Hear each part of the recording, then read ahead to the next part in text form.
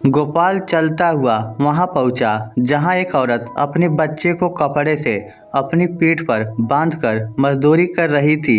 बच्चा रो रहा था मगर फिर भी वह बच्चे को अनदेखा करके काम कर रही थी। गोपाल बोला, सुनो, लगता है आपका बच्चा भूखा है, पहले उसे दूध पिलाओ फिर काम कर लेना।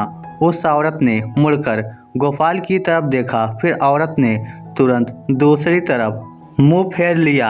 ऐसे लगा जैसे औरत ने गोपाल को पहचान लिया हो। वह बच्चे को लेकर दूर एक पेड़ की छाया में बैठकर दूध पिलाने लगी। बच्चे को दूध पिलाते वक्त वह संकित सी उधर देख लेती थी जिधर गोपाल गया था। उसे शक था कि कहीं गोपाल ने भी उसे पहचान न लिया हो। गोपाल जो कभी उसकी जिंदगी हुआ करता था, उसकी धड़कन हुआ करता था, वह नहीं चाहती थी कि गोपाल उसे इस हालत में देखे। वह बेहद घबरा गई थी। गोपाल वापस राजेश के पास आ गया। आते ही बोला, यार तुम्हें ऐसी दुखियारी औरतों पर दया नहीं आती। वह एक दूध पीते बच्चे की माँ है, फिर भी उससे काम करवा रहे हो। राजेश मुस्कुराते हुए बोला, यहाँ 100 के आसपास मजदूर काम कर रहे हैं, उनमें आधी से ज़्यादा औरतें हैं। उन औरतों में कुछ छोटे बच्चों की माँ भी हैं।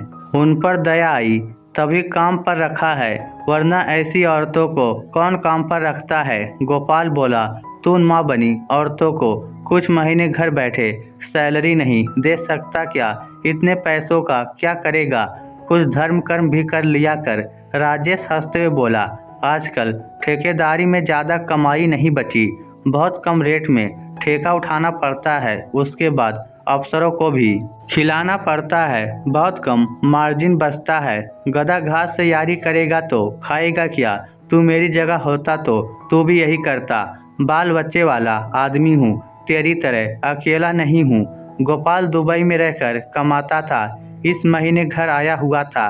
राजेश उसका कॉलेज का दोस्त था, सरकारी काम के ठेके लेता था। शहर में बड़ा हॉस्पिटल बन रहा था, उसका ठेका राजेश को मिला था। दोनों उसी साइट पर घूमने आए थे।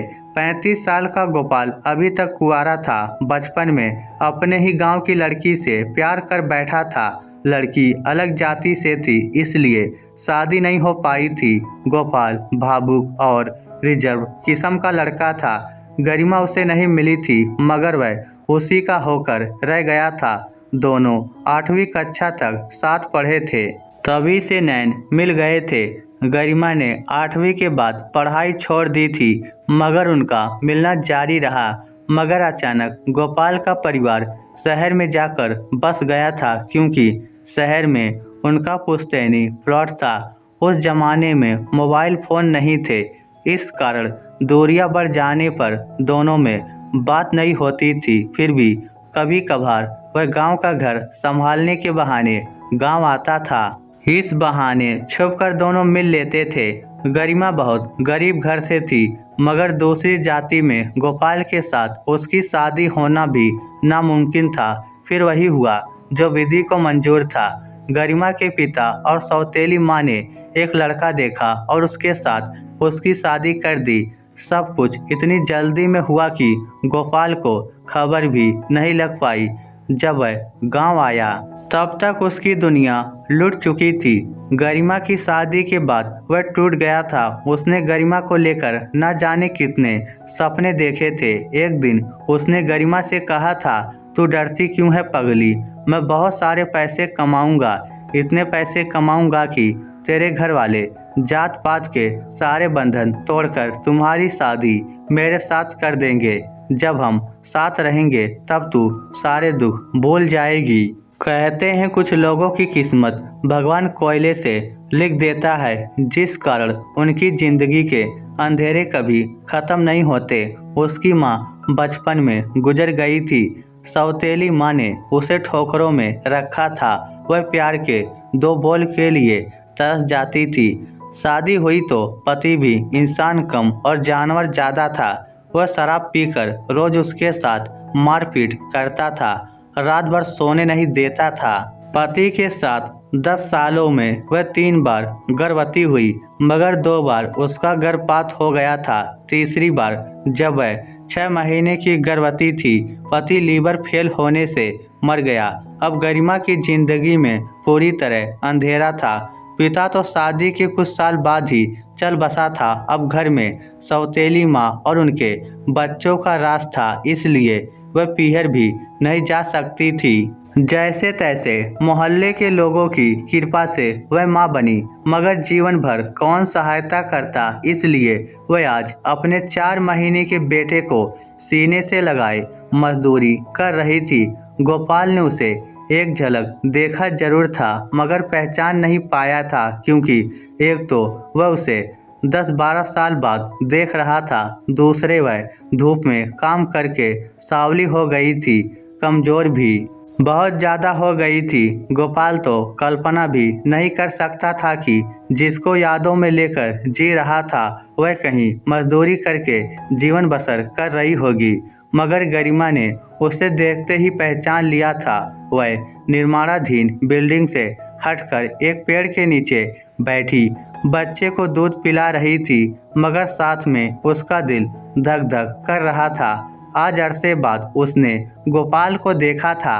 उसका दिल भर आया था। वह सोच रही थी कि वह तो बिल्कुल साहब लग रहा है, पैसे वाला बन गया होगा, तभी तो ठेकेदार जैसे लोग उसके दोस्त हैं। कहते हैं जिनके बीच दिलों के रिश्ते होते हैं, वह नज़दीकियाँ पाकर करीब खींचने लगते हैं। इसलिए पता नहीं क्यों गोपाल को ख्याल आया कि गाड़ी में बिस्किट के जो पैकेट पड़े हैं, क्यों ना उस गरीब औरत को दे दिया जाए जिसका बच्चा भूख के कारण रो रहा था।